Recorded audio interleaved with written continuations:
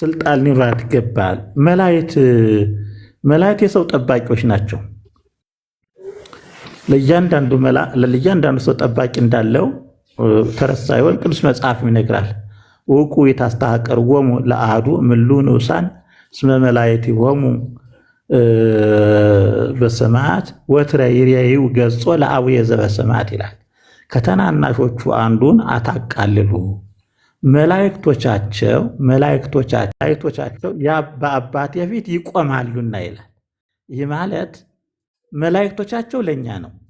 እስመ መላእክቲሆሙ የእኛ መላእክት ማለት ነው። የእኛ መላእክት ማለት ነው። ደግሞ ትናናቾች ሳይሆን ወትረ ይሬዩ ገጾ ለአቡየ ዘበሰማያት የአባቴን ፊት የሚያዩ መላእክት የሰውም ጠባቂ ናቸው ነው ቃሉ። የአባቴን ፊት የሚያዩ መላእክት የሰውም ጠባቂ ናቸው። ስለዚህ ቅዱስ ጳውሎስ ከመላእክት የተነሳ ማለት ስልጣን ስጧት። ስልጣን ስንል የትኛው ስልጣን የሚለውን ነው። በቤቱ አዛዥነት፣ በልጆቹ አዛዥነት ቃሏን መስማት እና መመካከር እና ይህ ማለት ያከበራት እግዚአብሔር ነው። በእግዚአብሔር ፊት የሚቆም ራሱ መልአክ አላት ማለት ነው ትርጉሙ።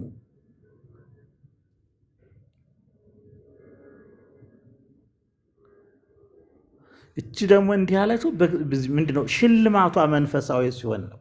ይህንን ለሴቶች አድርሱልኝ። ምክንያቱም ሴቶች ብዙ ጊዜ ይቅርታ አድርጉልኝ እንጂ ውጫዊ ሽልማት በጣም ያበዛሉ እና ቢበልጥ ደግሞ ውስጣቸው እንዲሸለም ነው ቅዱስ ቃሉ የሚመክራቸው።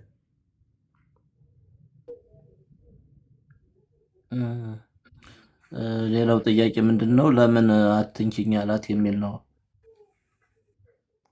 የመለስኩ መሰለ፣ ግን ምናልባት ወደኋላ የገባ እንደሆነ እንጂ አልመለስኩትም። ያን ጊዜ ባለፈው አብራርተነዋል። ባለፈው እንትን ብሏል። በዚህ ዙሪያ እንደውም ከቶማስ ጋር እያነጻጸሩ አሁንም ምንድን ነው እሷ ደግማ የማታየው ነው የመሰላት።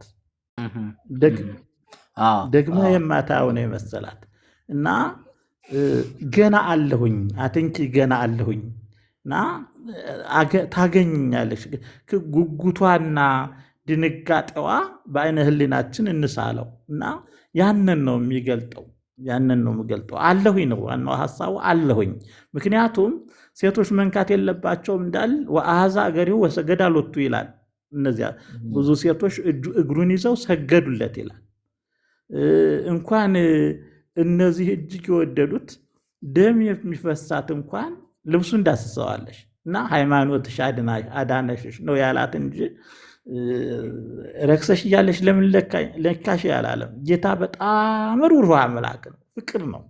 ፍቅርን አፈቀሩት ነው ያልኩት ራሱ ቅድም። ፍቅርን አፈቀሩት እና እንደዚህ ያለ ጌታ ነው እና ርኅራኄዋን ሲያይ የማጽናኛ ቃል ነው። አለሁልሽ እንደማለት ነው። አለሁኝ ገና አልራቅኩም እንደማለት ነው። አለሁኝ እንደማለት ነው። እሺ የኔታ፣ ሌላው አንዲት እህታችን የጠየቀችው ጥያቄ ሴት ልጅ ወንጌልን መስበክ የምትችልበት በምን አይነት ሁኔታ ነው የሚል ጥያቄ ነው። እስቲ ከጥያቄው አቃል ቅድም በስቶብኝ ነበረ። አንድ ላነብ ያሰብኳት ጥቅስ ክችን ትመልሳለች ብዬ እንትን አስባለሁ። በጢሞቴዎስ መልእክት የተነገረ ቃል አለ። ሴት ምን ማድረግ እንዳለባት ነው። ወንጌልን ትስበክ አላለም።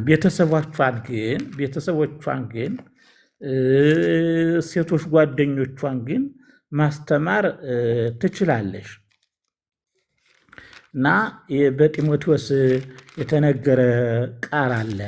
ያንን ቃል ሳነብላችሁ ሴቲቷ ምን ማድረግ እንዳለባት የተነገረ ነው። እስከዚያ ግን ድረስ መጽሐፉን እያወጣሁት ነው። ምንድን ነው ሴቶች ልጆቻቸውን በጥሩ ሁኔታ ማሳደግ አለባቸው እና ወንጌል መስበክ ያው ነው። ሐዋርያው ጳውሎስ የተናገረው ቃል አለ፣ ስለ ሴት የተናገረው ቃል አለ በጢሞቴዎስ ላይ። ምንድነው የሚለው? ሴት እንድታስተምር አልፈቅድም ይላል። ይህ ሐዋርያነትን ለመሾም መሆኑን ይገልጣል። ነገር ግን በዝግታ ከባሏ ትማር ይላል። ሴት በነገር ሁሉ እየተገዛሽ በዝግታ ትማር። ሴት ግን በዝግታ ትኑር እንጂ ልታስተምር ወይም በወንድ ላይ ልትሰለጥን አልፈቅድም። ይህ ማለት ልትሰለጥን ማለት ስልጣን ማግኘት፣ ሐዋርያነት ማግኘት የሚል ነው። ይህ ግን ሴትን ማቃለል እንዳልሆነ እንድትገነዘቡልኝ። አዳም ቀድሞ ተፈጥሯልና በኋላ ደግሞ ሔዋን ተፈጠረች። የተታለለ አዳም አይደለም። ሴቲቱ ግን ተታላ በመተላለፍ ወደቀሽ። ነገር ግን ይላል ሐዋርያው፣ ነገር ግን በእምነትና በፍቅር በቅድስና ራሳቸውን እየገዙ ቢኖሩ ይላል።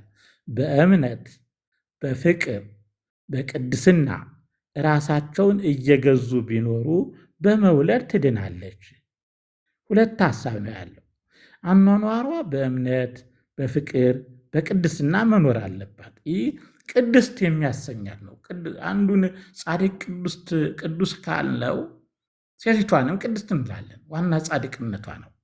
ያን ጊዜ ግን ከነበረው ባህል ጌታችን ኢየሱስ ክርስቶስ ወንዶቹን ከመሾሙ የተነሳ ምናልባት ሴቶች የሐዋርያዊ ጉዞውን መንገላታቱን ሴቶች ናቸውና ላይችሉት ይችላሉ እና ከዚያ የተነሳ ቤተክርስቲያን ሐዋርያነት ትሁን ብላትን። ግን ምንድን ነው ማድረግ ያለባት? ለሴቶች እህቶቿ የአሁኑ የሚዲያ መወሰን አንችልም። በቲክቶኩ ምክሯን ብታስተላልፍ ምንድን ነው ተገቢ ነው አይደለም እንነጋገርበት እንችላለን። ግን ይህ በቤተ ክርስቲያን በአውደ ምሕረት ላይ ነው። መዝሙር እንኳን እየዘመሩ ናቸው እና ይህንን በእምነት በቅድስና መኖር እንዴት እንደሚያስፈልጋት በዚህ ደግሞ ትልቅ በእግዚአብሔር ዘንድ ዋጋው እጅግ የከበረ ተብሎ በተለይ ደግሞ ልጆቿን በማስተማር ልጅ ካላት ልጆቿን በማስተማር ይህን ወንጌል ልትጠቀምበት ይበታል። ባሏ የማያውቅ ከሆነ ለባሏ ቅዱሳት መጻሕፍት በማንበብ ብትረዳው ጥሩ ነው። እንደው ቤተሰቧን፣ ጎረቤቶቿን ይህ ማለት አቂላ የምትባል ሴት ነበረች። አጵሎስን ጠርታ አስረዳሹ ይላል። ይህ ደግሞ ፌቤን የምትባል ሴት ነበረች። ጳውሎስን በመልእክት ታገለግለው የነበረ መልእክት በማመላለስ ፌቤንን አገልግሏት የምትለውን ሁሉ ፈጽሙላት ብሎ ጳውሎስ ለብዙ ቤተክርስቲያን ረድታለሽና ይላታል። ለብዙ ቤተክርስቲያን ረድታለሽና ይላታል። ስለዚህ እንደዚህ መሆን ይቻላል። የአገልግሎት ቦታ አላቸው ለማለት ነው። ሐዋርያነት ግን ይህ ሐዋርያነት ስንል አሁን ባለው ማዕረግ ጵጵስና፣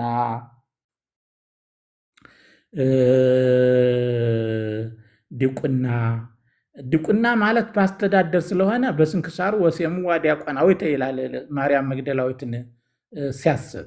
ይህ ማለት ግን በዲቁና አሁንም ዲያቆናት የሚሰጡት አገልግሎት ሳይሆን ሴቶችን እንድታገለግል በተለይም ኤጲስቆጶሱ እና ሴቶች ብዙ መገናኘት ስለሌለባቸው ያች ሴት ህራይን ተስሳ ክረምታም ይላል። ያው ሰፋዊ ወለእማ ሐሬከ ብሔረ ህራይን ተስሳ ክረምታ ሴት የምትመርጥ ከሆነ ዓመቷ ስሳ የሆናትን ምረጣት ዲያቆናዊት ብለው ተርጉመውታል። ይህ ማለት በአገልግሎት አስተዳደራዊ በሆነ መልኩ እንድታገለግል በእነዚህ የወንጌልን ኃይል እንድትረዳ ታዛለች ለማለት ፈልጌ ነው። እሺ ኔታ፣ የእህታችን ጥያቄ ምንድን ነው ስታብራራው፣ እኔ አውደ ምሕረት ላይ ሳይሆን በዚህ በቲክቶክ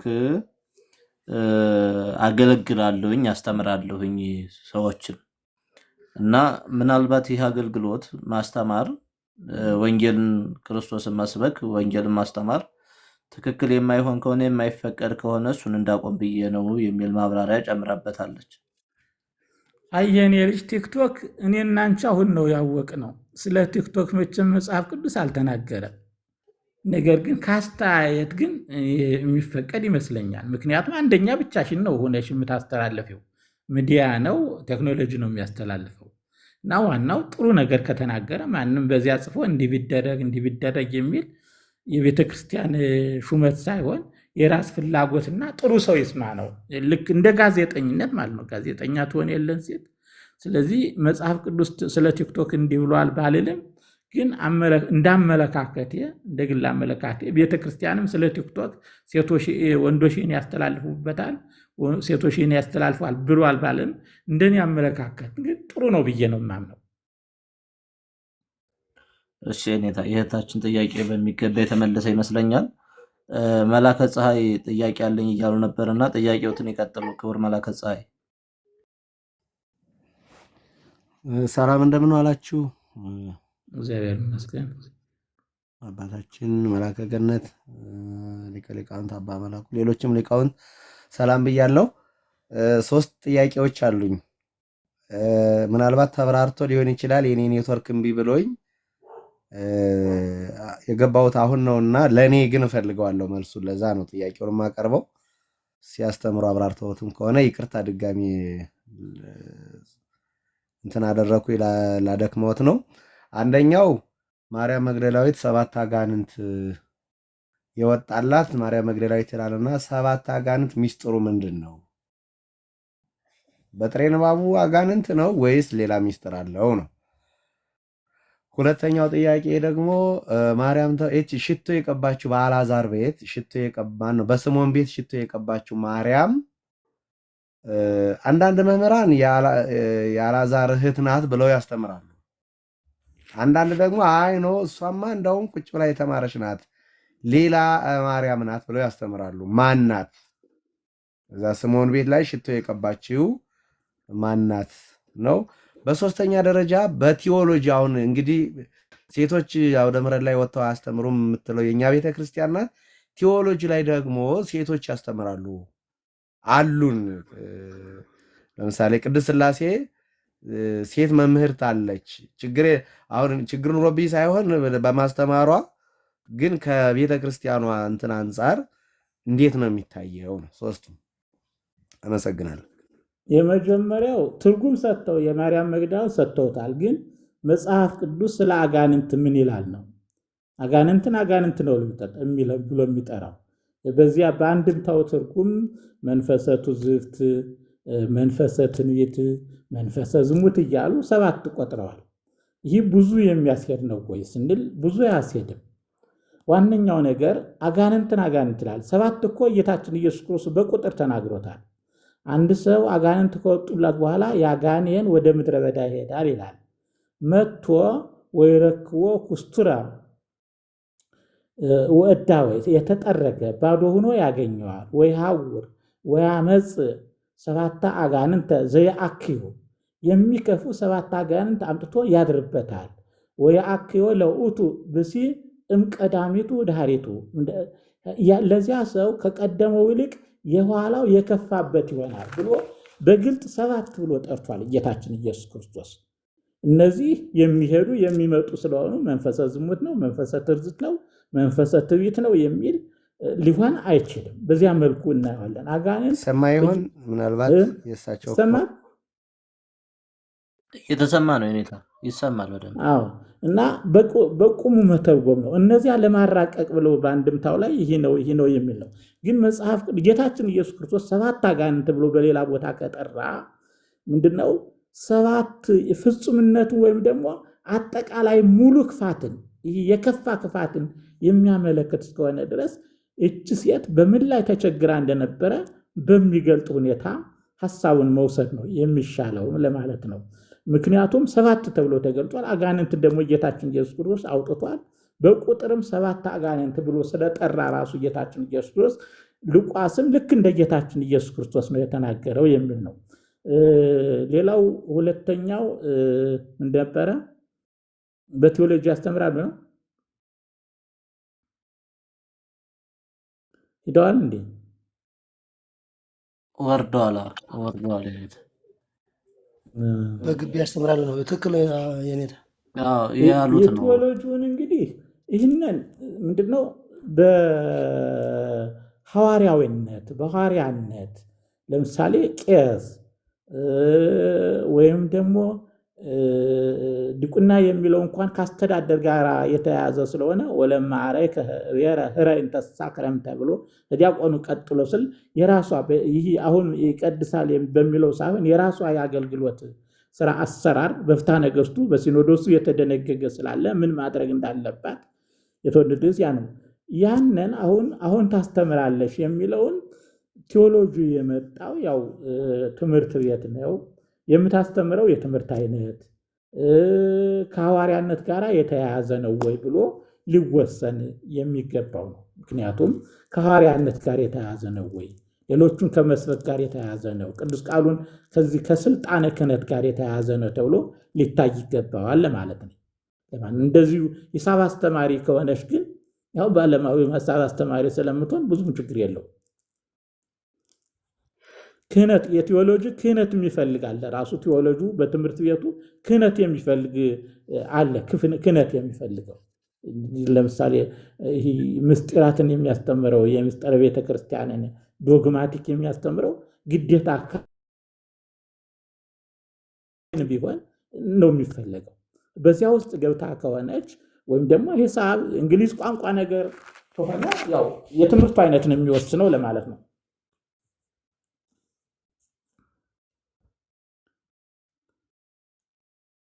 የኔታ እዚሁ ላይ ክህነትን የማይመለከት አስተምሮ ከሆነ በአውደ ምሕረት ሴት ልጅ ማስተማር ትችላለች ማለት ነው። ክህነትን የማይመለከት ሴት ልጅ ማስተማር ትችላለች። ሴት ልጅ ማስተማር ትችላለች።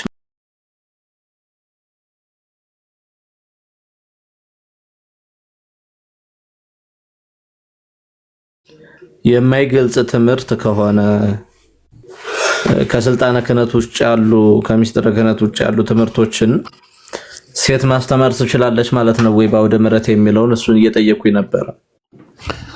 ምንድነው ትምህርቱ ክህነቱ ጋር ተያያዥነት ላይ ወምዝ ይምሃር የሚለው ይህ ወንጌሉ ተነቦ ሲያበቃ ሰፊ ትምህርት በዚያ ላይ ነው የሚሰጠው። ስርዓተ ቅዳሴው አልቆ ወደ ቅዳሴው ልንገባ ስንል ይህ ማለት አኮቴተ ቁርባን ከማለቱ በፊት ሰፊ ትምህርት ይሰጣል። ከዚያ ጋር የተያያዘ ነው። እንደኛ ሀገር በዚያን ጊዜ ውጭ ወጥተህ አደባባይ ላይ የሚሰጥ አይደለም። ከቤተ ክርስቲያኑ ነው ሁሉ ነገር የሚያልቀው። አሁን በኮፕቲኮች በግብፅ ሁሉ ነገር ውስጥ ነው የሚያልቀው። ስለዚህ የተለያየ ቦታ የለም፣ አንድ አይነት ነው አድርገን የምንጠራው እና ይሄ እዚህኛው ይፈቀዳል አዚያኛው ይፈቀዳል የሚባል ነገር የለም። በዚህ መልኩ ያው እኮ መካሪውም ራሱ ካህኑ ነው የሚሆነው፣ አስተማሪውም ካህኑ ነው የሚሆነው። ከክህነት አንዱም ማስተማር ስለሆነ ሐዋርያዊ ተልእኮ ለሚያስተምሩ ታላቅ ስልጣን ይገባቸዋል፣ ታላቅ ክብር ይገባቸዋል ስላለም ጳውሎስ ለይተን እንትን ማለት አንችልም። በአንድነት ነው።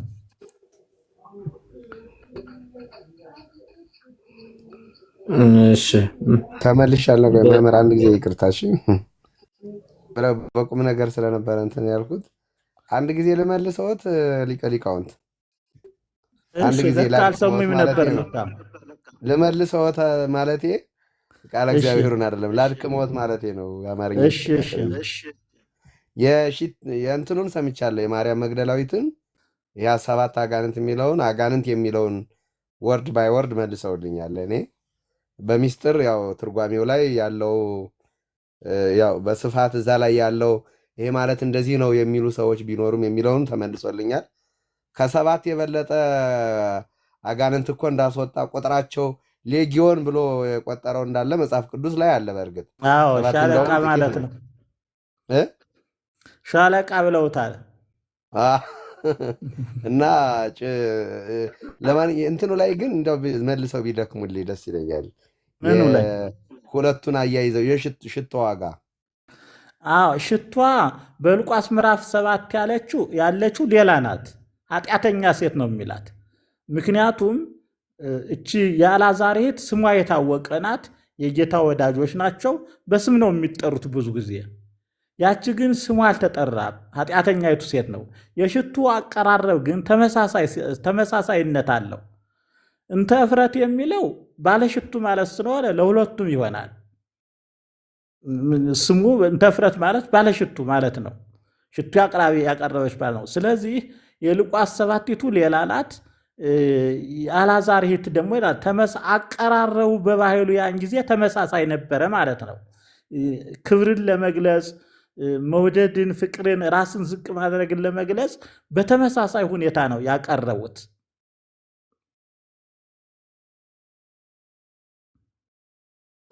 ሀያ ስድስት ላይ ያለው ታዲያ እንደዛ ከሆነ ማናት 26 ላይ ያለችው?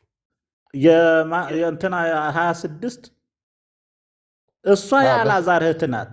ስሟን ስላልጠራት ነው እንጂ ከ26ና ከዚህ ከዮሐንስ ወንጌል ያለሽው ግን አንድ አይነት ናቸው እኮ። ያችኛው አይደለች ታዲያ በስምዖን ቤት ማነው? በስምዖን ቤት እንዳለ አውቃ በሽቷን ወስዳ ነሰነሰች፣ ስለ ኃጢአቷ ብዙ ተሰረየላት እያለ የሚናገረው ጌታ ማቴዎስ ላይ ስላለው ነው። አሁን የኔም ጥያቄ እሱ ነው። ያች የማቴዎስን እኮ አላላትም፣ እንዲያውም ያስቧታል ነው ያለ። የሉቃስ ናት እንደዚያ የተባለሽው። እቻ ኃጢአተኛ ሴት የተባለሽው የሉቃሷ ናት። አንተ ለእግሬ ውሃ አላቀረብክልኝም፣ እሷ ግን ለፀጉሬ። እሷ እኮ ሉቃስ ናት። ሉቃስ ላይ ነው ላንብሎት። ሉቃስ ናት እሷ። ሉቃስ ላይ ነው። ትክክል ነው። እሷ ሉቃስ ናት። ኦኬ፣ እኔ ተሳስቼ ይሆንሽ? አዎ ሉቃስ ናት። ሉቃስ 7 ናት እሷ ያለሽው። የማቴዎሷና የዮሐንሷ አንድ አይነት ናት። የሉቃሷ ደግሞ የተለየሽ የሉቃሷ ብቻ ናት።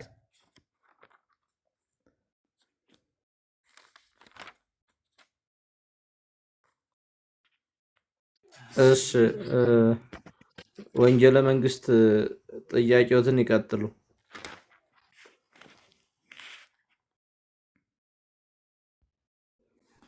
እሺ አባታችን ቃለ ሕይወት ያሰማልን፣ እግዚአብሔር ይስጥልን። የኔ ጥያቄ ምንድን ነው? ከዚህ ከሴቶች ቅድም ተነስቶ ከነበረው አንጻር ጌታ ትንሣኤውን መጀመሪያ ለሴቶች ካበሰረና ሂዳችሁ ለሐዋርያት ንገሩ ብሎ መልእክተኛ ወይም ሐዋርያ ካደረጋቸው ለምን ሴቶች የክህነት ስልጣን ተከለከሉ የሚል ሀሳብ ይነሳል። ለምንድን ነው እሱ ካከበራቸው ትንሣኤውን መጀመሪያ ከገለጸላቸው ሂዳችሁ ንገሩ ብሎ ከላካቸው እንዴት ሊከለከሉ ይችላሉ የሚል ጥያቄ ይነሳል። በዚህ ዙሪያ ላይ በደንብ አባታችን የሚሄዱበት ብያል። ሌላው ደግሞ ሴቶቹ ሽቶ ይዘው ወደ መቃብር የሄዱበት ምክንያት ምን መነሻ ኑሯቸው ነው? እዚያ ደግሞ የሰው ከሞተ መቃብር ከፍተው ሬሳ ላይ ሽቶ የሚያረበርብ ባህል ነበራቸው በአይሁድ ወይስ ምን መነሻ አድርገው ነው እነሱ የሄዱት የሚል። ሶስተኛው ጥያቄ ከድንጋዩን ከመቃብሩ ማን ያነሳልናል እያሉ ሄደዋልና አይሁድ ደግሞ ያው በእኛ እንለም እነሱ ደግሞ ሰርቀው ወሰዱት እያሉ ያወራሉና ለነሱ ይሄ ሀሳብ መንገድ አይከፍትም ወይ? ሰርቀው ወሰዱት ብለው ለማውራት ድንጋዩን ማን ያነሳልናል ከመቃብር እያሉ እነሱ ከሄዱ ይሄ ወሬ ከተወራ እነዚያኞቹ ተሰረቀ ለሚሉ ሰዎች በር አይከፍትም ወይ የሚል ጥያቄ ነው ያለኝ። የመጀመሪያው እንግዲህ የቤተ ክርስቲያኒቱ ከመጀመሪያ ጀምሮ ያለው ውሳኔ ጌታችን ኢየሱስ ክርስቶስ 12 ደቀ መዛሙርት መረጠ፣ ስልጣንም ሰጣቸው። ስልጣን ሰጥቷቸዋል። ያን ጊዜ ስልጣን ወውሃቦሙ ስልጣነ ይላል። ሌላው ደግሞ ወሐረየ ካልአነ ሰብአ፣ ሌላ 7 ሰዎች ደግሞ መረጠ። እነዚያንም 7 ተመሳሳይ ስልጣን ነው የሰጣቸው። በሉቃስ ነው ያለ፣ ተመሳሳይ ስልጣን ነው የሰጣቸው። ቀጥሎ ደግሞ ጢሞቴዎስ መስፈርት አውጥቷል። ማነው? ጳውሎስ መስፈርት አውጥቷል። የሚሾመው ምን አይነት ባህሪ ሊኖረው ይገባል የሚለውን መስፈርት አውጥቷል።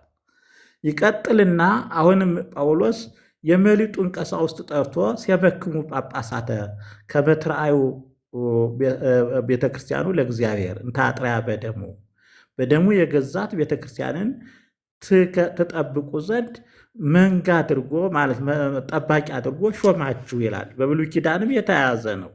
በብሉይ ኪዳንም ይሄ ነው እረኞች ተብለው የሚሾሙት። ስለዚህ ከዚህ የተነሳ ጌታችን ኢየሱስ ክርስቶስ ባስተማረንና ባሳየን መንገድ መሄድ አለብን የሚለው ነው። እንግዲህ ቤተ ክርስቲያን ሐዋርያዊት ናት ነው የምንለው። ሐዋርያዊት ከሆነ ደግሞ የሐዋርያትን ትውፊት፣ ባህል፣ አሰራር ይዘን መከተል ስላለብን ያንን ነው የተገለጸው። ቅድም እህታችን በዚህ በቲክቶክ የሚለውን ግን ቲክቶክ ስላልነበረ ውሳኔም ስለምናገኝ ማስተማሩ መልካም ነው። ምክንያቱም ሩቅ ነው፣ በሚዲያ ነው የሚል ነው የተናገረው። በዚህ ላይ ግን ቤተክርስቲያን ይህን ውሳኔ ነው የወሰነው። እነዚህ ውሳኔዎች ትልቅ ማስረጃዎች ናቸው። ኢየሱስ ክርስቶስ መረጠ፣ ጳውሎስ መረጠ፣ በቲቶም መረጠ። ከዚያ ተያይዞ ደግሞ በቤተክርስቲያን ታሪክ የምናያቸው በሙሉ ወንዶች ናቸው። በቤተክርስቲያን ታሪክ ይህ ማለት ከሐዋርያት ተከትለው የተሾሙት ናግዳጤዎስ፣ እነዚህ በቴዎሎጂ በጣም ታዋቂ የሆነው ፖሊካርፕ የሚባለው፣ አንቲጳስ ሰማዕት የሆነው፣ እነዚህ ሁሉ ወንዶች ናቸው። ሴቶች በቅድስና በሰማዕትነት አሉ። ቅዱሳት አንስት የምንለው በልዩ ክብርም አሉ፣ እናቶች ናቸውና። በዚህ በሐዋርያዊ አገልግሎት ግን ስላልተሾሙና ስለሌለ በባህሉ ይህን ነው። ድንጋዩን ማን ያነሳልናል? የታተመውን ማን ይከፍተዋል? እንደማለትም ነው እና ምናልባት በውጭ ረጭተው ሊመለሱ ይችላሉ። ግን ሀሳባቸው ታትሟል። ጠባቂዎች አሉ። ጠባቂዎቹ ሳይፈሩ ማንን ነው የሚያነሳው? ግን ይህንን መነጋገራቸውን ነው የሚያሳየው። በሌላ በኩል ሽቱ የመቅባት ልማድ ባህሉ አለ። በሁለተኛው ቀን ወይም በሶስተኛው ቀን ያደርጉት ነበረ እና ያንን ባህል ነው። ያለ ባህል አይደለ። ሽቱ አዘጋጁ ሲል ባህሉ ሁልጊዜ በአይሁድ የተለመደ ነው መርጨት።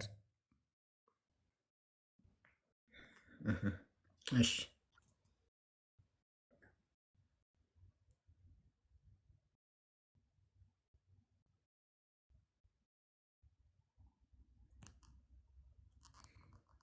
አዎ በሉቃስ ያለችው ናት ምዕራፍ። በጣም ጥሩ። እንዲህ እኮ ነው የሚለው ምዕራፍ 7 ከቁጥር 26 ላይ ከፈሪሳውያን አንድ ከእርሱ ጋር ይበላ ዘንድ ለመነው። በፈሪሳዊ ቤትም ገብቶ በማዕድ ተቀመጠ። እነሆም በዚያች ከተማ አንዲት ኃጢአተኛ የነበረች አንዲት ሴት በፈሪሳዊ ቤት በማዕድ እንደተቀመጠ ባወቀች ጊዜ ሽቱ የሞላበት የአልባስጥሮስ ብልቃጥ አመጣች።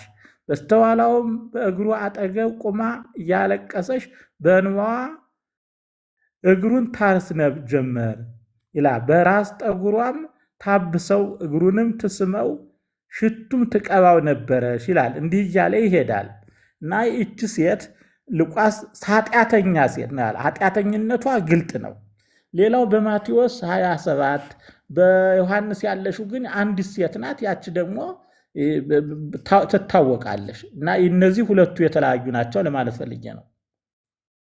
እሺ የኔታ በዚሁ አጋጣሚ እንግዲህ በሌሎች የሃይማኖት ተቋማት አንዳንድ በዚህ በኦሪቱ ሕግ ያሉትን ሴቶች ንጹሐን ካልሆኑ ይህንን ያደርጉ፣ እንደዚህ ይሆኑ፣ ይህን ያህል ጊዜ ይራቁ ምናምን የሚል አለና በኦሪቱ ሕግ ያንን የያዙ አንዳንድ ሰዎች የሌላ እምነት ተከታዮችም ከራሳቸው እምነት ጋር እያነጻጸሩ ቤተክርስቲያንን ለሴቶች ያላት ክብር ዝቅ ያለ ነው ወይንም ደግሞ ሴቶች እንደዚህ ታደርጋለች ታርቃለች የሚል አይነት ነገር አነስ ያለ ክብር ትሰጣለች የሚል ነገር ያቀርባሉና ይሄ ትንሣኤውን አስቀድሞ ለሴቶች መግለጹ ለሴቶች ያለውን ክብር ማሳያ ይደረጋል ወይ የሚልና ሌላው ከሐዋርያት ቀድሞ ሴቶች ትንሣኤውን እንዲያውቁ ያደረገበት ምክንያት ምንድነው የሚለው ተያያዥ ነው።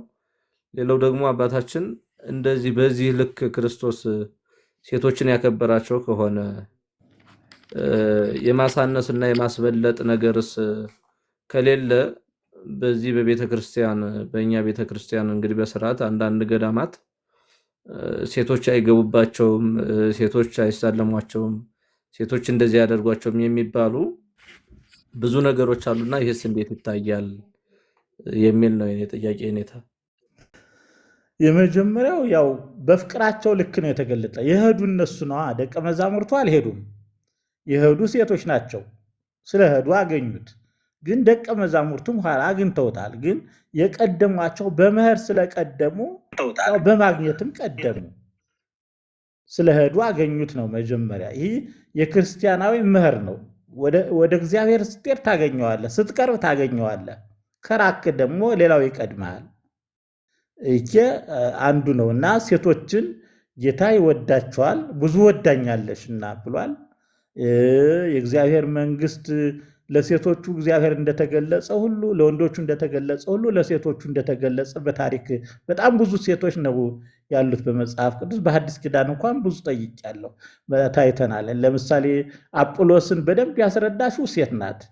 አይምሮዋን ከፈተላት የተባለችው ሴት ናት። ልድያ የተባለችው ለመረሰይክሙኑ መሃይምነ በቤቷ ገብተው እነ ጳውሎስ እንዲተናገዱ ያረገች ሴት ናት። ጳውሎስ ጢሞቴዎስን ሲናገር እምነቱ ከአያቱ ወይም ሕይወትከ ሎይድ ይላል። ከአያትህ ከሎይድ የመጣ ነው ይላል። ከአያቱ ሴት ናት እሷ። ከአያትህ የመጣ ነው እምነቱ፣ ጠንካራ እምነቱ ከዚያ የመጣ እንደሆነ ይገልጻል።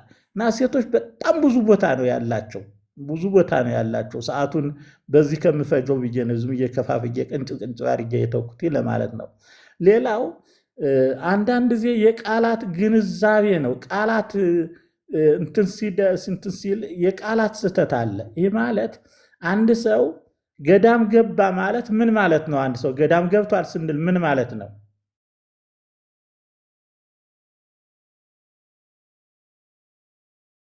ገዳም ገብቷል ስንል ምን ማለት ነው? አዎ ገሌ ገዳም ገባ ስንል ማለት ነው። ያው እንደዚሁ ቃላቱ እንዲሁ ለመተርጎም ከሆነ ጫካ ገብቷል ከማለት የዘለለ ትርጉም አይኖረውም። ገዳም እየኖረ ነው በገዳም ማለት ነው። በቀላሉ ገሌ ገዳም ገባ ከተባለ በገዳም እየኖረ ነው ማለት ነው። ሴት አይገባበትም ማለት ሴት አትኖርበትም የሚለው ሐሳብ ነው ውስጥ ያለ። ልክ ገዳም ገባ ማለት መኖርን እንደሚያመለክት ሁሉ ሴት አትገባበትም የሚለው ሴት አትኖርበትም የሚል ነው።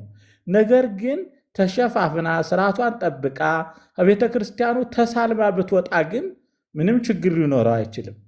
ምክንያቱም ቤተክርስቲያኑ የሁሉም ስለሆነ የገዳማቱ ቤት ለብቻ ነው፣ ቤተክርስቲያኑ ለብቻው ነው።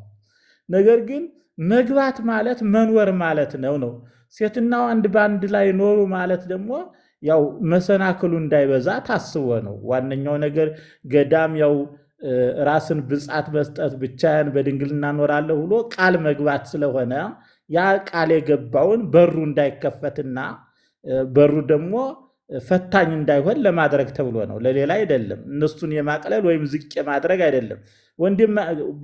በሴቶቹ ገዳም እኮ ወንድ አይገባም ማለት አይኖርም ማለት ነው።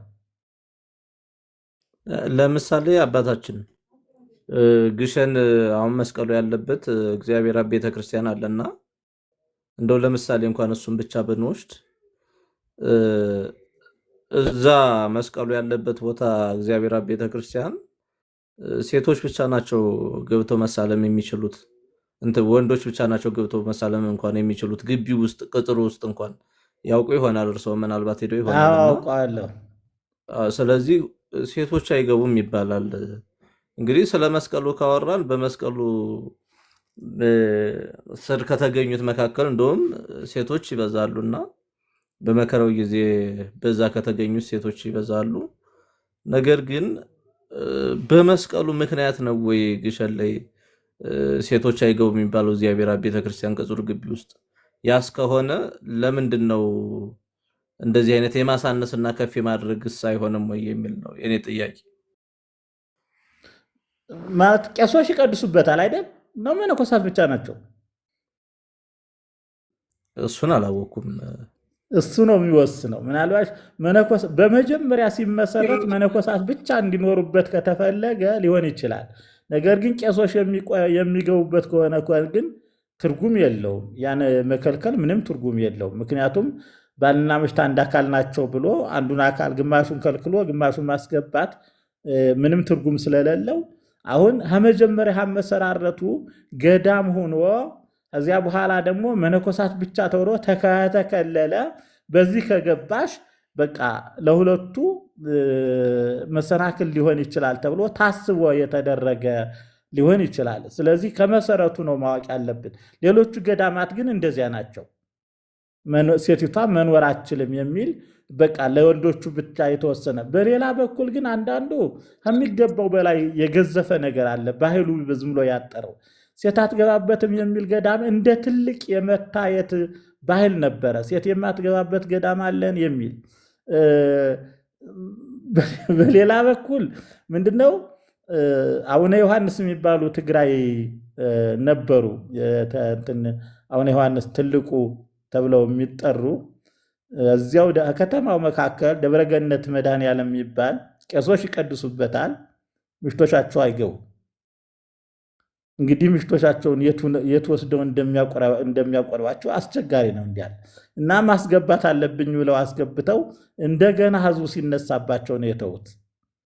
እና ያው እዚያ አቡነ መርሃም ተነጋገረን ትክክል እንዳልሆነ ነው የሚያምኑት። እኔም ቄሶቹ እየገቡ ሴቶቹ የማይገቡበት ምክንያት ምንም አይታይም። ምንም ይታይ ነበር። ደግሞ እዚያው ውሃ ጥሩ ይገባሉ። እዚያው የሆነ በር አለው፣ በሩ ላይ ይቆማሉ፣ ጥሩ ይገባሉ። እንደዚህ ያለው ደብራችን ታላቅ ነው ለማለት አለማወቅ የተመሰረተ መሰረት ወይም ደግሞ ከመጀመሪያው ራቅ ያለ ገዳም ኑሮ ኋላ ደግሞ ቀስ እያለ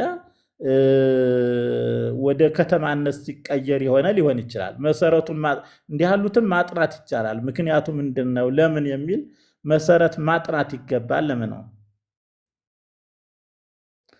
መሰረታዊ ሐሳብ ግን ሴት ገዳም እዚህ ገዳም አትገባም ማለት አትኖርም ማለት ነው። በቃ መሰረተ ሐሳቡ ይሄ ነው።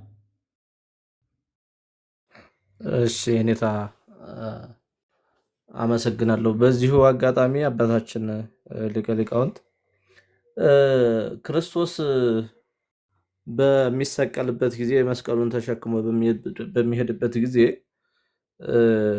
እናንተ የገሊላ ሴቶች ስለኔ አታልቅሱ፣ ስለ ልጆቻችሁና ስለ ራሳችሁ አልቅሱ እንጂ የሚል የተናገራቸው ሴቶች አሉና እነዚህ ሴቶች ቅዱሳት አንስት ናቸው ወይስ እነዚህ ቅዱሳት አንስት ብለኛ የምንጠራቸው ናቸው? ወይንስ ደግሞ ያኔ የሆሳዕና ወደ ቤተ መቅደስ ሲሄድ በቃ ሊነግስ ነው እዚህ በኋላ እንደዚህ አይነት ሁኔታ አይመጣም ብሎ ጠብቀው የሆሳዕና ዕለት ምድራዊ ንግስናን ጠብቀው ይነግሳል ብለው አስበው የነበሩ ሴቶች ናቸው አታልቅሱ የተባሉት? የተከተሉትስ እነዚህ ቅዱሳቱን አንስት ነው ወይስ እነዛኞቹ ነው? እንደዛ ከሆነ ደግሞ በመስቀሉ ከመቤታችንና ከዮሐንስ በቀር አልነበረም የሚለውንስ እንዴት ነው የሚታየው አባታችን?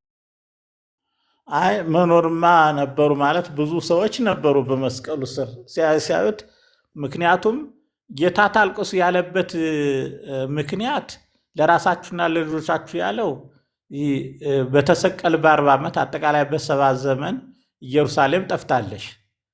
ሙሉ እስራኤልም ተበትነው አሁን በ1947 ነው መሰብሰብ የጀመሩት። ያ እንግዲህ ቤተ መቅደሱ ተቃጥሏል፣ ህዝቡ ተበትኗል፣ ለባርነት ተሽጧል። ክርስቶስ የተናገረው ያን ነው። በዚያ ላይ ሲያለቅሱ የነበሩ ግን ጌታን የተከተሉ ሁሉም ናቸው። ሴቶች የሚያውቁት ሴቶች በሙሉ አልቅሰውለታል። እና የሚያውቁት ሴቶች በኢየሩሳሌምም የነበሩ በገሊላም የነበሩ ቅዱሳት አንስትም ሌሎቹም እና ወደ መቃብሩ መሄዱም እኮ ሌሎች ነበሩ ነው የሚለው። ለእመቤታችንና ለዮሐንስ በተለየ መልኩ ስለተናገረ ነው። በተለየ መልኩ ስለተናገረ ነው። እሺ ኔታ ቃላት ያሰማልን። ጥያቄ ካላችሁ ሌሎቻችሁ ጥያቄ ቀጥሉ።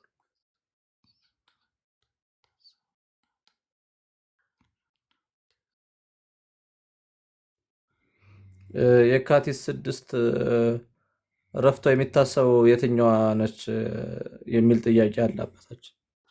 የምትታሰበው የዮሐንስና ማቴዎስ 26 ያለችው ናት። ማቴዎስ 26 ላይ ያለ ምክንያቱም እንደ ጻድቅ እኮ ተወስዳ ጻድቃን ተብለው ቅዱሳት ተብለው ተወስደዋል። እነዚህ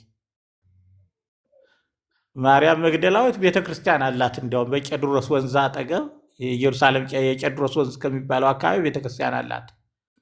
ሌሎችም አላቸው መታሰቢያ። እሺ በመጽሐፍ ቅዱስ አማኞች የንጉስ ካህናት ይለናልና ሴት ልጅ ካህን መሆን አትችልም ሲባል ምን ማለት ነው? ካህን ማለትስ ምን ማለት ነው የሚል ጥያቄ አለ። ቅድም የተብራራ ይመስለኛል ይሄ እንኳን የካህናት መንግስት የንጉስ ካህናት የሚለው እስራኤልም የካህናት መንግስት ነው የምትባለው። ምንድን ነው? የእግዚአብሔርን መንግስት የምታገለግል ለማለት ነው። በቅድስተ ቅዱሳን ውስጥ ግን የሚያገለግሉ ተለይተው የተመረጡ ናቸው። ይህ ማለት እነዚያ ካህናት ወክለዋቸው ወደ ውስጥ ይገቡላቸዋል። በአገልግሎት ላይ ግን ሁሉም ካህናት ናቸው ማለት ካህን ማለት አገልጋይ ማለት ነው። ስለዚህ የእግዚአብሔር ሕዝብ እንደ አገልጋይ ካህን ይቆጠራል ለማለት ነው እንጂ ቀጥታ ክህነቱን አይደለም የሚያመለክተው። ጴጥሮስ የወሰደው ከዘጸአት 19 ነው። እናንተ ሕጌን ብትጠብቁ የመንግስት ካህናት፣ የተመረጠ ሕዝብ፣ ለእግዚአብሔር የተለየ ርስት ትሆናላችሁ አለ። ጴጥሮስ ደግሞ ምን አለ? እናንተ የንጉሥ ካህናት ናችሁ ብሏቸዋል አማኞቹን በሙሉ። ይህ ማለት ምን ማለት ነው? በምድር ያለችው የእግዚአብሔር ቤተ ክርስቲያን እንደ ካህን እግዚአብሔርን ታገለግላለች ለማለት ነው። ወደ አገልግሎት የተለየውን ስራ ለመስራት ደግሞ ከእነሱ ወገን የተመረጡ ገብተው ያገለግላሉ እንጂ ሁሉም ሴቱንም ወንድኑም በውስጥ ገብታችሁ አገልግሉ ለማለት አይደለም። ያ የአገልግሎት ነው። ራስን የመስጠት እኮ ነው ለአገልግሎት። ምንድነው? ከእናንተ ታላቅ ሊሆን የሚችል ታናሽ ይሆናችሁ ተብሎ የተሰጠ ነው። ሌላ ጥያቄ ምንድነው? ዮሐንስ 19:25 ላይ የእመቤታችን እህት የተባለችው ማርያም ማናት የሚል ጥያቄ አለ። የእናቱ እህት ነው የሚለው እንግዲህ ስሟን አልገለጻትም። ማርያም አይደለም ስሟ ማርያም ልቷል። ግን የእናቱ እህት የቀለዮጳ ሚስት የእናቱ እህት የሚሉ አሉ። ግን የእናቱ እህት ተብላ ነው የተጠራች። ወይ ቀጉመ ኀበ መስቀሉ ማርያም ወእህታ ለእሙ ነው የሚለው። ማርያም አለች ወእህታ ለእሙ የእናቱ እህትም አለች ብሏል። ወማርያም መግደላዊት፣ ቀጥሎ ደግሞ ማርያም መግደላዊት አለች። ስለዚህ ስሟን አልጠራትም። እህት የሚለው ግን የአጎት ልጅም ያከስት ልጅም በብሉይ ኪዳን በጣም የተለመደ ነው። ወንድም እህት ለማለት ዝምድናንም አብሮ እህትና ወንድም ነው የሚለው። እሺ ኔታ ቃለ ሕይወት ያሰማልኝ። ሌሎች ጥያቄ ያላችሁ ሰዎች ካላችሁ ጥያቄ መጠየቅ ይቻላል። ቤተ ክርስቲያን ውስጥ ሴት ልጅ መነኩሴ ሆና በተነኩሰ ምን አይነት አገልግሎት ነው የታገለግለው ይላል። መነኩሴ ያው ራሷን ለእግዚአብሔር የሰጠች ማለት ነው። የሚገባትን ታገለግል። ለምሳሌ ሴቶችን በመርዳት ሴቶችን በማስተማር እና በመምከር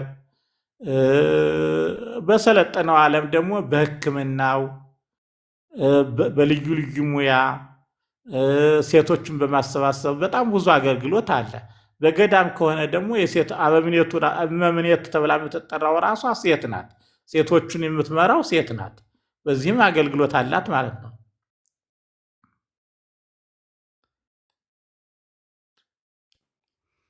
እሺ ኔታ ጥያቄ ያላችሁ ሰዎች ካላችሁ ከላይም በድምፅ መጠየቅ ይቻላል። ታችም ያላችሁ ሰዎች በጽሁፍ ጥያቄ ማቅረብ ይቻላል። በዚሁም ለውይይት የሚሆን ሀሳብም ያለው ሰው ካለ በዚህ ዙሪያ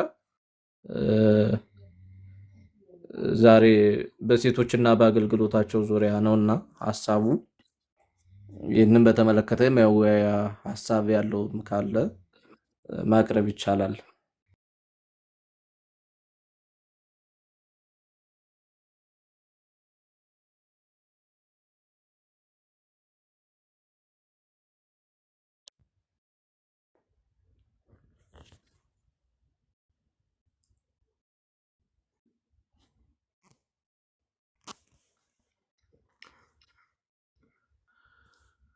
ምንድነው? እግዚአብሔር አዋቂ ነው። አስተያየት ነው መሰለኝ። እግዚአብሔር ያው ሴቶችንም ይወዳል ወንዶችንም ይወዳል። ዋናው አስተያየት የሰጠችው። ስለዚህ በዚህ በተለያየ መልኩ ምንድነው ልጆቿን ወይም ጎረቤቶቿን በዚህ ደግሞ በሚዲያው በግሏ ሚዲያ የማስተማር እድል ስላለት ዋናው ነገር እግዚአብሔር ማንምን አይጠላ። የሞተው በእግዚአብሔር መልክ ፈጠራቸው እኮ ነው ቃሉ ራሷ በጀነሻው ላይ በእግዚአብሔር መልክ ፈጠራቸው ነው የሚለው። ሰውን በእግዚአብሔር መልክ ሴትና ወንድ በእግዚአብሔር መልክ። ስለዚህ ሴቲቷም የእግዚአብሔር መልክ አላት፣ ወንድየውም የእግዚአብሔር መልክ አለው። ተስፋው ራሱ በሴቲቷ ነው የተረጋገጠው። በሴቲቷና በሴቲቷ ዘርና በአንተ በዘርህ መካከል ጠላትነትን አደርጋለሁ ነው። ቅድስት ድንግል ሴት ናት እና የጌታ እናት ናት። የጌታ እናት ናት፣ ቅድስት እናት ናት። ስለዚህ ያው ክብር ያላት መሆኑ ሴቶች ክብር እንዳላቸው እሷ ታረጋግጥልናለች።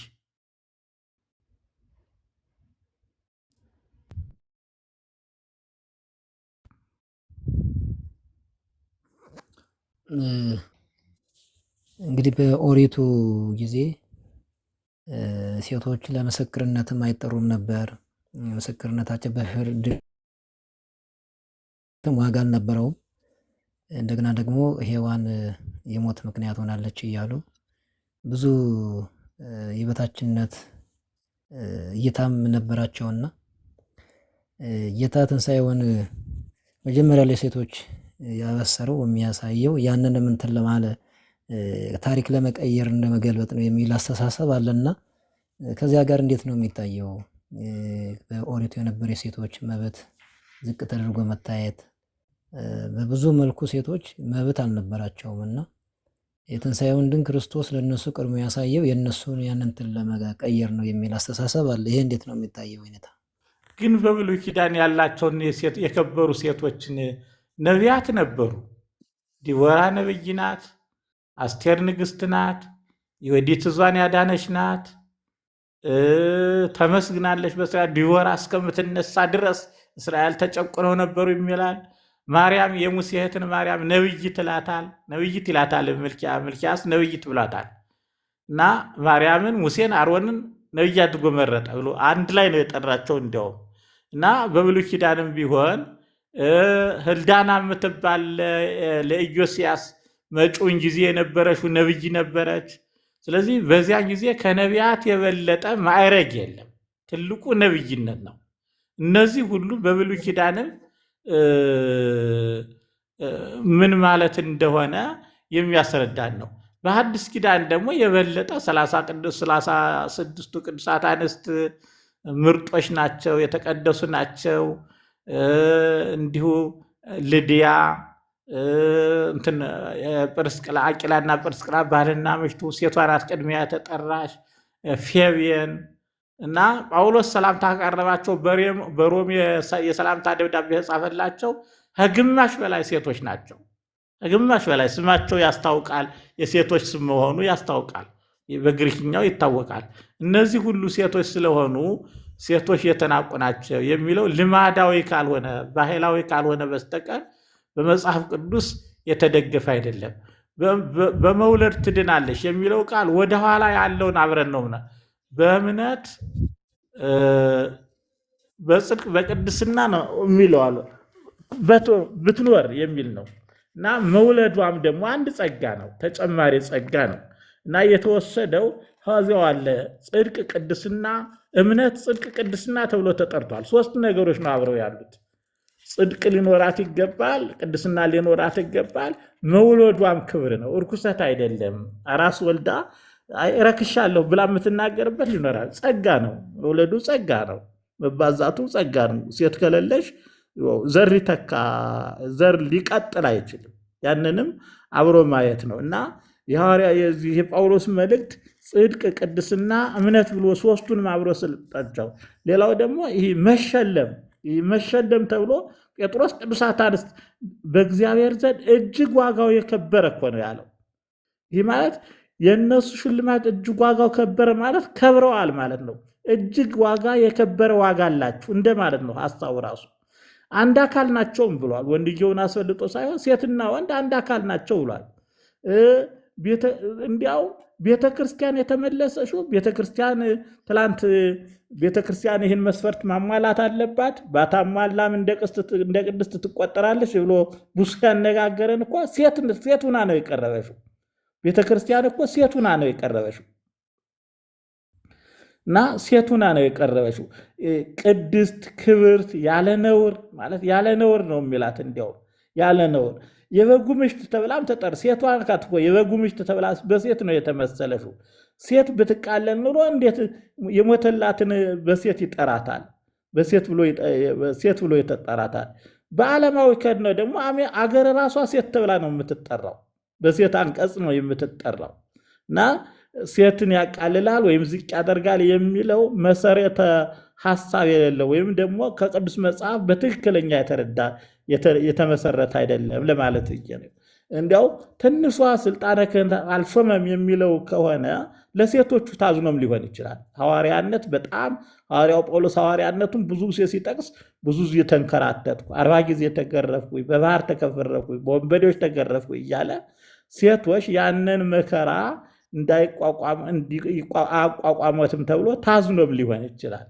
እና ያ ነው ከወንዶች የመጣ የሚል ለተለዩ እንትኖች እና በብሉይ ኪዳንም በጣም ብዙ ሴቶች አሉ።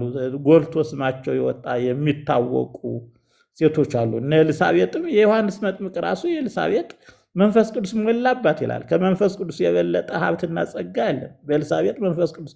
በብሉይ ኪዳን ራሱ ኤልሳቤጥ ማርያምም የሙሴ እህትም እግዚአብሔር እኛንም ተናግሯል ብላል። ምንም እንኳን ቃሉን ሙሴን ለመንቀፍ ብትውለውም በእኛ ተናግሯል። ለማዋሸት ብላ አይደለም፣ ግን ቃሉን ያንን የእግዚአብሔርን ጸጋ ሙሴን ለመንቀፍ ስለዋለች ነው የተነቀፈ እንጂ እግዚአብሔር በእኛ ተናግሯል ብላ ተናግራለች። ስለዚህ ሴቶች ብዙ ጊዜ በመሪነት ተጠቅመዋል፣ ተመርት ተጠርተዋል፣ በቅድስና ተጠርተዋል ለማለት ፈልጌ ነው። እነሱ እንዳሉ ነው። አሁን በዚህ በወንጌል ጌታ በረከተ ውስጥ አበርክቶ በሚያበላበት ጊዜ 5,000 ሰዎች 4,000 ሰዎች ሲቆጠሩ ወንዶች ብቻ ናቸው የተቆጠሩ፣ ሴቶችና ሕፃናት ያልተቆጠሩበት ተብሎ የሚታተታተት አለ። ስለዚህ ከዚህ አንጻርስ እንዴት ነው የሚታየው? እሱ ባህል ነው። ሲቆጥሩ አይሁድ ሁል ጊዜ ሴትን የሚቆጥሯት ባባወራው ነው። ባባወራው ማለት በቤተሰቡ ነው። ሲቆጥሩ ሁል ጊዜ ቤተሰብ ነው። ከግብፅ ሲወጡም ምንድነው 600,000 እግረኛ ሲሉ 20 ዓመት በላይ ያለውን ወንድ ብቻ ቆጥረው ነው። እና ተጠቅሎ ነው የሚቆጠረው፣ በዝርዝር አይቆጠርም። ያ ልማዳቸው ነው፣ እንደዚህ አቆጣጠር ስላላቸው ነው። ማለት ምግብ የተመገበውን ሲቆጥሩ ወንዱን የቆጠሩት ነው። ቁጥሩም ለማቀላጠፍ ሊሆን ይችላል፣ ግን ልማዳቸው ሁልጊዜ ወንድ ነው። የጌታን ልደትም ሲቆጥሩት በወንድ ነው የወረዱት።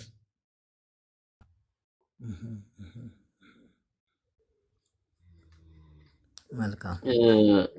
እህታችን የጠየቀችው ጥያቄ የኔታ ሴት ልጅ በመውለድ ትድናለች ሲባል ከዘላለማዊ ድህነት ጋር የተያያዘ ነው ወይ የሚል ነው ጥያቄው። ድህነት ከተባለ ያው ነው።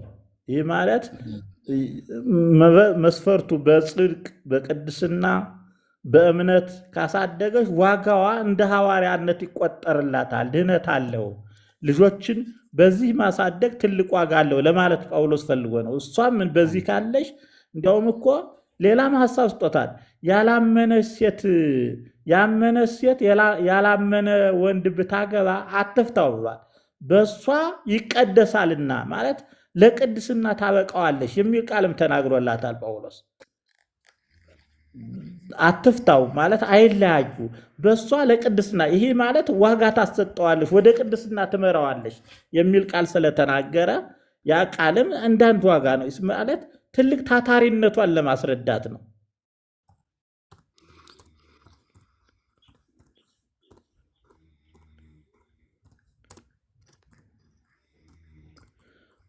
ቃሉ የሚለው የሚመቸውን እንፍጠርለት ነው። ቃል በቃል ብቻውን ይሆን ዘንድ አይገባም ብሎ ረዳት ሳይሆን የሚመቸውን መመቸትን ነው። ረዳት ያው ዝቅተኛ ነው፣ ግን የሚመቸውን ነው የሚለው። ስለዚህ የሚመቸውን እንዲያውም ወንድ አድርጎ ነው የሚናገረው መጽሐፍ ቅዱሱ። ግዕዙም ራሱ ንግበር ሎቱ ቢጸ ዘይረድኦ ነው የሚለው። ዘይረድኦ ነው። ብዙ ጊዜ ከግብረ ሕማማት ሲያነቡ ዘትረድኦ በል እያሉ ይሉታል እንጂ ግብረ ሕማማቱ ቃል በቃል የሚለው ዘይረድኦ ነው የሚለው። ንግበር ሎቱ ቢጸ ዘይረድኦ። ስለዚህ በአማርኛ ሲተረጉሙ መጽሐፍ ቅዱስን የሚመቸው ብለው ነው የተረጎሙት። ስለዚህ ምቾት ማለት ስምምነት ማለት ነው። ስምምነት ለአንድነት፣ ለስራ፣ ለኑሮ ምቹነትን ነው። ጎን ራሱ እኩልነት ብለው ነው የተረጎሙት። ከጎኑ ፈጠራት የሚለውን እኩልነትን ያረጋግጣል ብለው ነው እንትን ያሉት።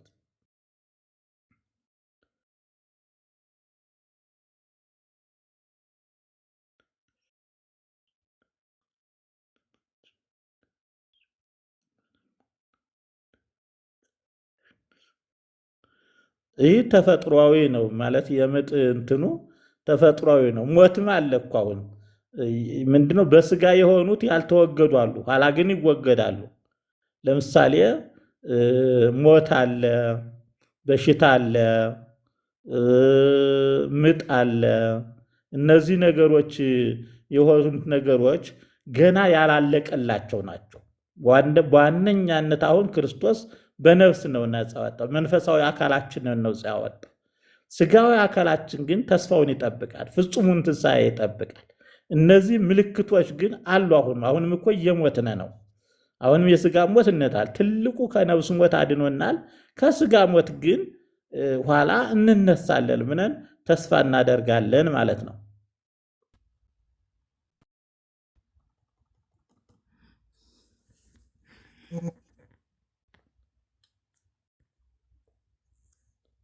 ይህ እንደ ጸበል መረጨት የሚለው እንደየአካባቢው ነው። በቃ እንደ ባህሉ ነው። በአንዳንዱ ባሏ ርጭት ርጭት ያደርገዋል፣ በአንዳንዱ ቄስ ይሄዳል። በእኛ አካባቢ በተወለድኩበት ባልየው ነው ዝም ብሎ ርጭት የሚያደርገው። ስለዚህ በአንዳንዱ ጭራሽ አይረጭም። በባህል ነው ይህ የሚታጠረው።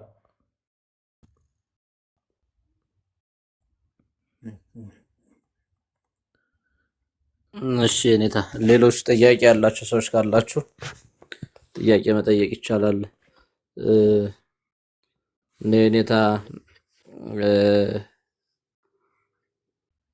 ሊቀ ጠበብት የኔታ መሰረት እነ ሊቀ ሊቃውንት የኔታ ቀለመወርቅ ጥያቄዎች ካሏችሁ መጠየቅ ይቻላል።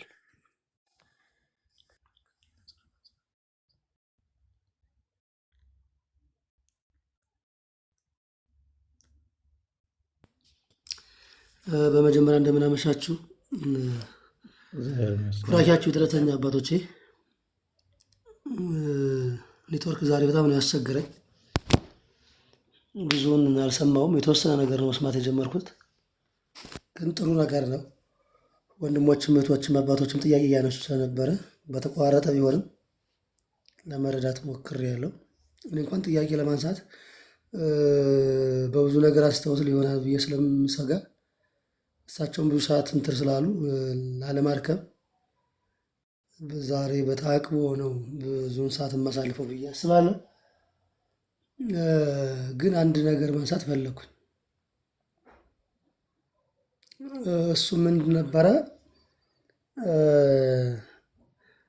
የእንታ እንደሚያነሱ ተስፋ ላይ እርግጠኛ ነኝ። ዘፍጥረት 1:26-28 ላይ ወንድና ሴት አድርጎ እንደፈጠራቸው ይናገራል። 2 ላይ ደግሞ ስንመጣ አዳምን ግን እንዳለው ኋላ ደግሞ ቅድም አሁን ዘይረዶ እያሉ እንደጠቀሱት ከገለማማቱ ጋር አያይዘው ሴት እንደተፈጠረች ቅዱስ መጽሐፍም እሱን እንደሚገልጽ ነግረውናል። እና ከመጀመሪያው ሀሳቡ ወንድና ሴት ሰው ማለት ወንድና ሴት ነው የሚል ሀሳብ አለና ወንድና ሴት አድርጎ ፈጠራቸው ካለ በኋላ አዳም ተገኝቶ ኋላ ሔዋንን እንዳስገኘ ለመተረክ የሄደበት የዘፍጥረት ጸሐፊ ከምን አንጻር ነው? አንድ የመጀመሪያ ጥያቄ ነው። ሌላው እና ሁለተኛው ሴት የሚለውን ስም ወንድም ይዞት እናገኛለን። ለምን ሴት የሚል ለእሷ ተሰጥቷታልና፣ ኋላ ዘፍጥረት 3 ላይ ደግሞ ሔዋን እንደተባለች እናገኛለን። እሱም የሔዋን ሁሉ እናት ተብሎ እንደተገለጸ ቅዱስ መጽሐፍ ይነግረናል። ስለዚህ ሴት የሚለውን ስም የሴት እንትን ከሆነ የተወሰደበት አዳም ለልጁ ምትክ ሆኖ ለተወለደው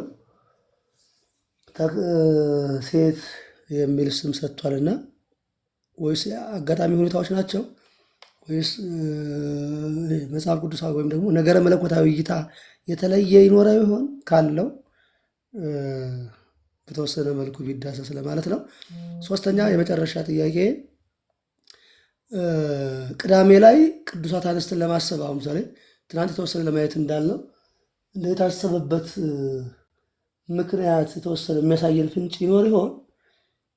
በሰንበት የሚል ንባብ አለን እና ከዛ ጋር ይገናኝ ይሆን?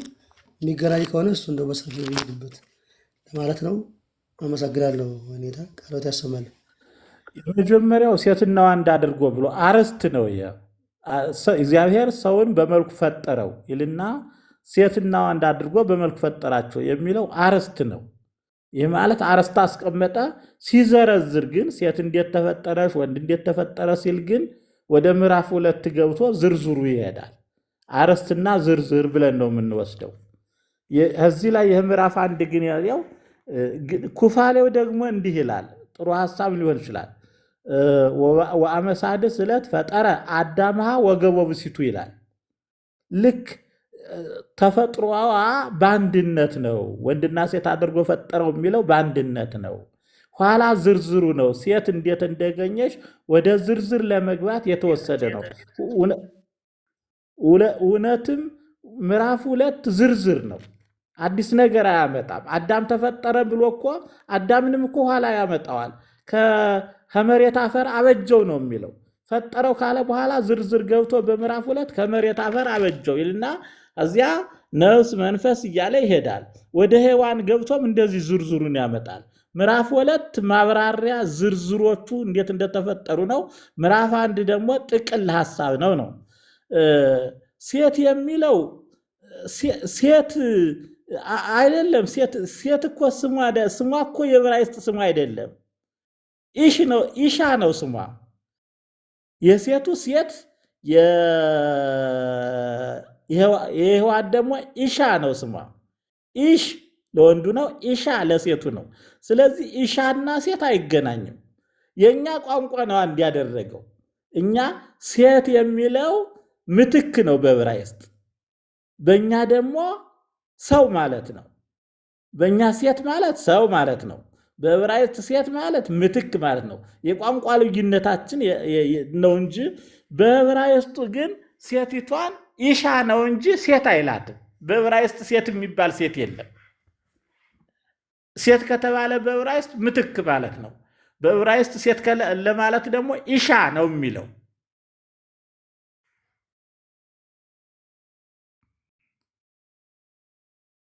ሂደዋል መሰለኝ ጠያቂው አለው ነው። አለው እየሰማሁ ስለነበረ ነው።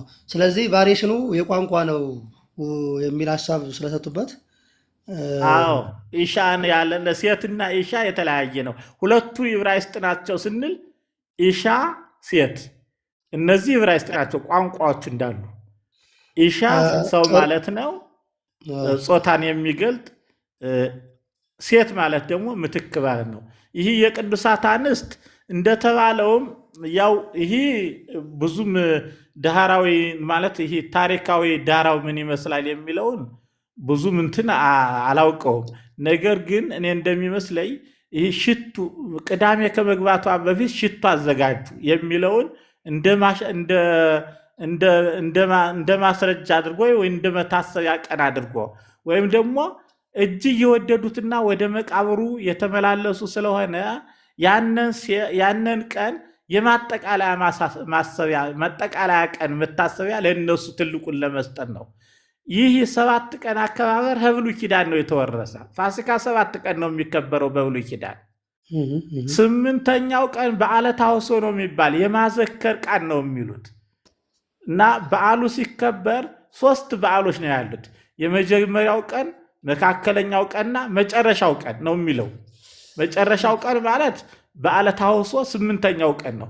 መካከለኛው ቀን ማለት 4ኛው ቀን ነው፣ ረቡዕ እንደማለት ነው። ስለዚህ በዚህ መልኩ ነው ያ ነው እንዳለ ተቀድቶ የመጣው። 7 ቀን የምናከብረው ከዚያ ወስድ ነው። 7 ቀን ያክብሩት ይላል። እነዚያ እንትኖቹ የብሉይ ኪዳኑ ሕግ ማለት ነው። 7 ቀን ነው፣ ከዚያ ነው የተወሰደው። ስለዚህ እነሱ ደግሞ 7 ቀኑ እንዴት ያደርጉታል?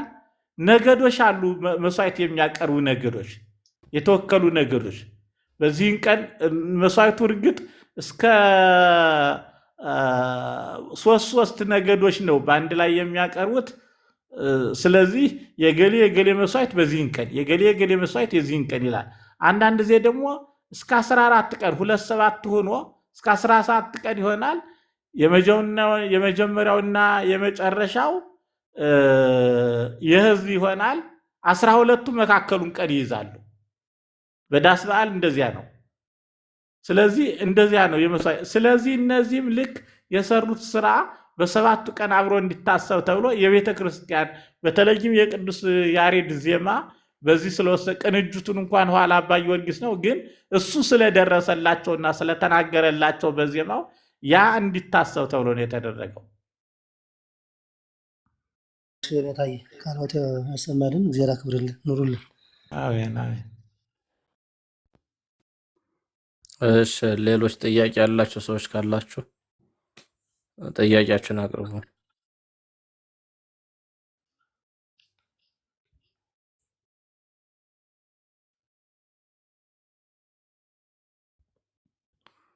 ጥያቄው ግልጽ አይደለም። ፍቅረ ማርያም ምን ለማለት እንደሆነ ጥያቄውን ግልጽ አይደለም እና አብራርተው ይጻፉ ጥያቄዎትን። የተሰወረው የሚለውን ነገር አለው ይላል። ግልጽ አይደለም ጥያቄውና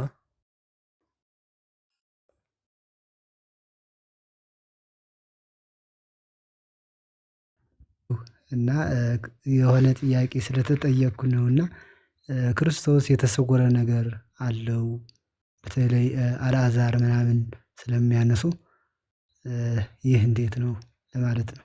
ምን ማለት ነው? ክርስቶስ የተሰወረበት በስጋ አለ ይላሉና እንዴት ነው? ምንድን የተሰወረበት ሲሉ ጥያቄውን እስቲ ትንሽ ግልጽ ያድርጉት። ለምሳሌ አልዓዛርን የት አለ አልዓዛር ብለዋል። ያላወቀው ነገር አለ ማለት ወትና አሁን ገባኝ። በዛም ይህን ጠያየቅ ምንድን ነው? በቅዱስ መጽሐፍ ደጋግመን እናነሳዋል። የነገር መነሻ ነው የሚሆነው። ጊዜ ነገሩን በደንብ ለማብራራት ወይም ለመጠየቅ ነው። ለምሳሌ አይተ አለው ከአዳም አዳም ወይ የታለ ሲባል እግዚአብሔር ያለበትን ያውቃል። ይህ ማለት ማወቁ ደግሞ አዳም ከመብላቱ በፊት ምን እንደሚሆን ቢበላ ምን እንደሚሆን ማወቁ ራሱ ማወቁን ነው የሚያረጋግጠው። እግዚአብሔር የተሰወረ የለም። ስለዚህ አይተ ቀበርክሙ ወለአልዓዛር አይተ ያለው ከአዳም ተመሳሳይ ቃል ነው። ተመሳሳይ ቃል ነው። አዳም የተቀመጠበትን አዳም የታለህ ለማለት አልዓዛር የተቀበረ የሚለው ቃል አንድ ነው። ዋናው ነገር እነዚያ ሰዎች እንዲያብራሩ ወይም ደግሞ መልስ እንዲሰጡ ማነሳሳት ነው። የዕብራይስጥ ልማድ ነው። በጥያቄ መልክ መቅረብ በጥያቄ መቅረብ የዕብራይስጥ ምልክ ባህላቸው ነው። እንደ የጥያቄ ባህላቸው ነው ማለት ነው። አንድን ነገር ለመግለጥ መጀመሪያ ጥያቄውን ያስቀድማሉ እንጂ ያለማወቅ አይደለም ለማለት ፈልጌ ነው። አመሰግናለሁ።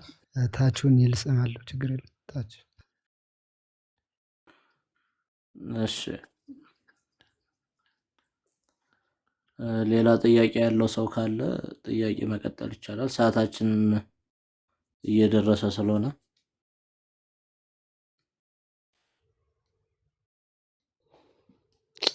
በእውነቱ ቡራኪያችሁ ይድረሰኝ። ኔትወርክ እምቢ ብሎኝ ነው እስካሁን ድረስ ዳር እያልኩ ያለሁት።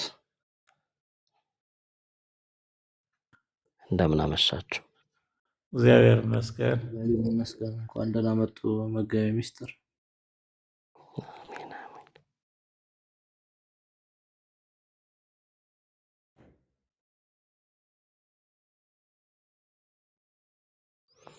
እንግዲህ አልፎኛል ስለሚጫን ከዛ እንሰማለን።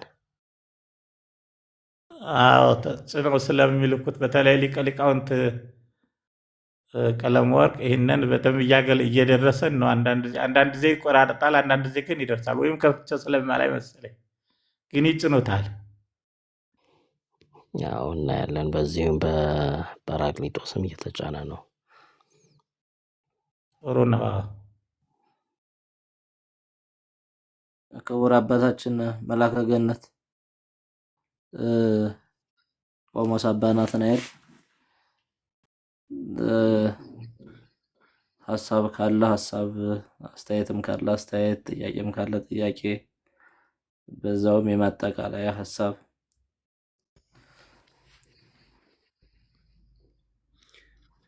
ምንም የት ሚዲያ ነው የሚጫነው ይላሉ የሚላለ መልሱላቸው። ሀኖስ እየተናገሩ ነው። ሀኖስ ሚዲያ ላይ ይጫናል እያሉ እየተናገሩ ነው ሀታች ነው። እሺ ጥሩ ነው በጣም የኔታ ቃለ ሕይወት ያሰማልን። የኔታ አባታችን ሊቀ ሊቃውንት ቃለ ሕይወት ያሰማልን። ጠያቂዎችን በጣም ተሳትፏቸው በጣም ጥሩ ነበረ። የኔም አንዳንድ ሀሳቦች በሌሎች ጠያቂዎች ስለተካተተ አብሮ እየተመለሰልኝ ነው እየሰማሁ የነበረው። እግዚአብሔር ይስጥልን፣ እግዚአብሔር ያክብርልን። ምንም አይነት የምለው ነገር አይኖርም። እድሜ ይስጥልን ነው እንግዲህ ይኑሩልን ነው የምለው። እሺ እናመሰግናለን። ጸሎት እናድርግና እንትን እንበል። በጸሎት ነገ በዚሁ ሰዓት ከ3 እስከ 5 ባለው እንገናኝ። ሁላችሁም ላይ ያሉትን ታላላቅ ሊቃውንት አባቶቻችን ናቸው። ፎሎ አድርጓቸው። ሁላችሁም እታች ያላችሁ የሚለቀቅ ቪዲዮ ላይቭ ሲገቡ መግባታቸው እንዲደርሳችሁ እንደዚህን የመሰለ እውቀት እንድታገኙ ለጥያቄያችሁ መልስ እንድታገኙ ላይቭ ሲገቡ ላይቭ እንዲደርሳችሁ ቪዲዮ ሲለቁ ቪዲዮ እንዲደርሳችሁ ሁላችሁም ፎሎ አድርጓቸው። ሊቃውንቱን ጥቅሙ ለራሳችን ነውና ፎሎ አድርጓቸው። በጸሎት ይትጉልን።